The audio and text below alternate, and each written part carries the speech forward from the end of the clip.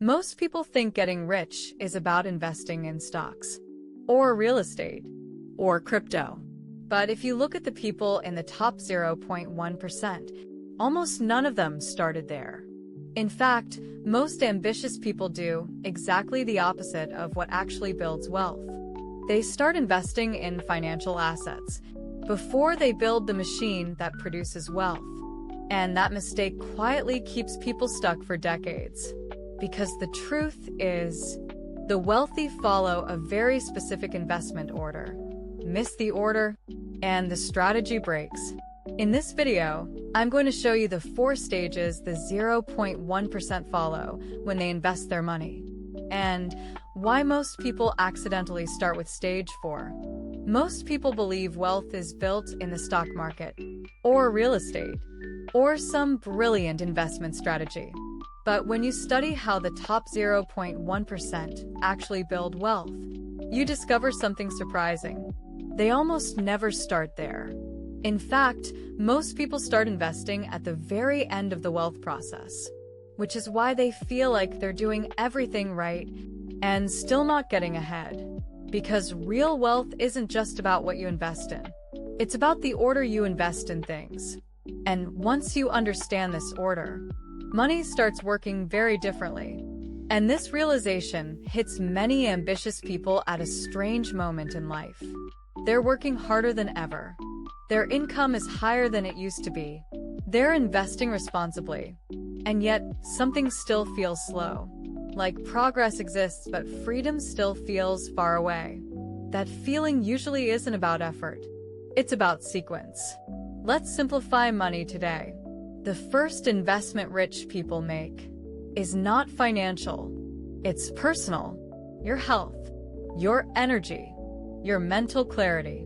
Because money multiplies who you already are. If you're exhausted, distracted, unhealthy, and overwhelmed, more money doesn't solve that. It amplifies it. And the wealthy understand something simple. Your body is the machine that produces everything else. If that machine breaks, everything breaks. Think about it. If you're healthy, you have hundreds of goals. But if you're in a hospital bed, you only have one. And many high performers learn this lesson the hard way. They chase productivity for years. More work, more responsibility, more pressure, until one day their energy disappears. Burnout isn't just emotional, it's financial. Because when your energy collapses, your ability to produce value collapses with it. This is why high performers invest heavily in sleep, nutrition, fitness, mental clarity. Not because it looks impressive, but because energy compounds just like money does. And once your foundation is strong, you move to the second investment stage. Invest in skills and knowledge. This is where things start changing financially. Because the fastest return on investment is not stocks. It's better thinking. When you learn a new skill, your earning power increases. When your earning power increases, your investment capacity increases. And suddenly the game changes. Most people try to save their way to wealth. But wealthy people focus on expanding their ability to produce value. Which is why they constantly invest in books, mentors, courses, coaching, networks. They buy shortcuts to experience. Instead of spending 10 years figuring something out, they pay someone who already solved it and compress the learning curve. This is one of the most misunderstood ideas in wealth building. The goal isn't to collect information. The goal is to upgrade the way you think. Because the quality of your decisions ultimately determines the speed of your financial progress. But there's an important shift here. The real value isn't just information. It's relationships. When you learn from someone, reach out.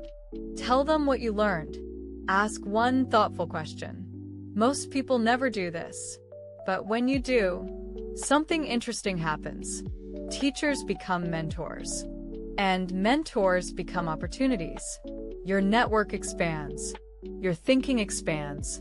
And suddenly, You're operating in a completely different environment.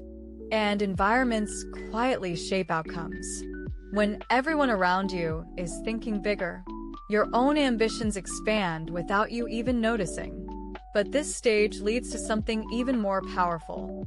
Because once your skills increase, you can build something that truly multiplies money. Invest in your money machine. This is where the 0.1% really separate themselves. They don't just earn money. They build systems that produce money. For many people, that system is a business. Because businesses have something unique. They scale. If you invest $1 in a stock, maybe it becomes $1.10. But if you invest $1 into the right business system, it could become $10, or $100, or $1,000. This is why the wealthiest people in the world focus heavily on improving operations, hiring talent, upgrading tools, building systems. They constantly reinvest into the machine that produces cash. And here's the realization that changes how you see work. Income comes from effort, but wealth comes from systems. Effort has limits, systems don't. And here's a mindset shift that changes everything. You don't hire people to grow your business. You hire people to buy back your time.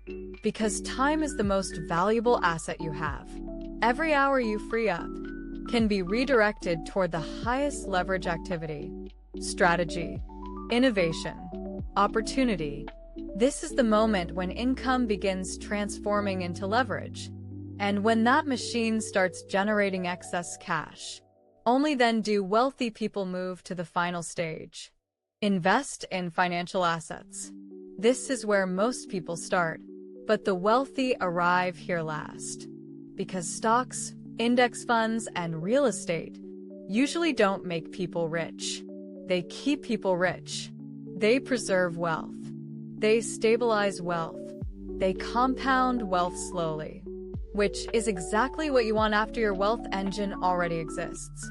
That's why wealthy individuals treat financial assets like a long-term storage system for capital.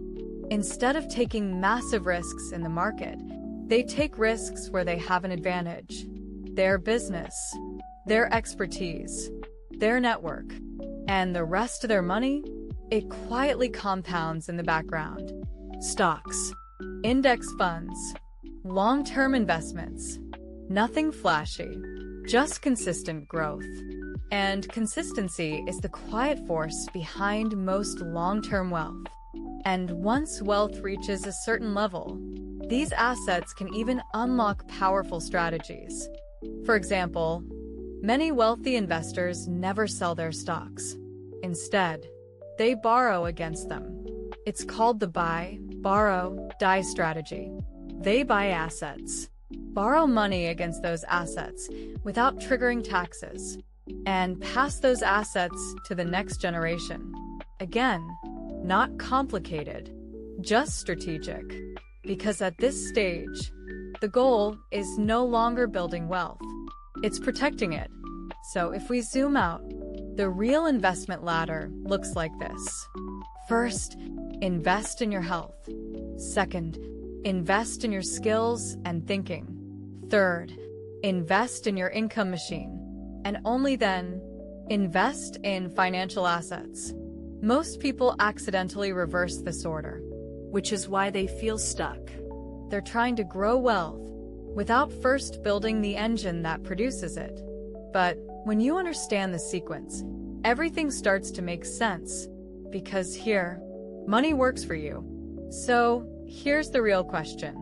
Out of these 4 stages, which one are you ignoring right now?